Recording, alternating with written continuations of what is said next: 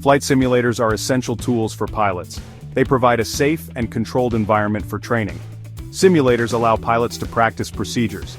These procedures include takeoffs, landings, and emergency situations. Using a simulator is much cheaper than flying a real airplane. Simulators are also valuable for recreational use. Enthusiasts can experience the joy of flying. They can explore different aircraft and airports. You can even try flying in different weather conditions. All this is possible from your own home. To build a flight simulator, you need certain components. The most important is the software. The software simulates the physics of flight. It also provides the virtual environment. Popular flight simulator software includes Microsoft Flight Simulator and X-Plane. You will also need hardware. This includes a computer, a monitor, and flight controls. A joystick is the most basic control. For a more realistic experience, consider a yoke and rudder pedals. You will also need a comfortable chair.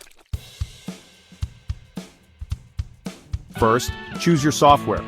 Consider your budget and what aircraft you want to fly. Then, install the software on your computer. Follow the instructions provided by the software developer. You may need to create an account. Next, connect your hardware. This includes your monitor, joystick, and any other peripherals. The software should recognize most devices automatically. You may need to calibrate your controls. The software will provide instructions. Finally, adjust your simulator settings. This includes graphics, sound, and realism options. Now you are ready to fly.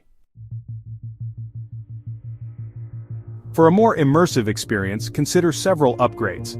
A head-tracking device allows you to look around the cockpit. A multi-monitor setup provides a wider field of view. You can even add a virtual reality headset. Many online resources are available for flight simulator enthusiasts. Websites and forums offer tips, tutorials, and support. You can download free aircraft and scenery. You can even join a virtual airline and fly with other enthusiasts around the world.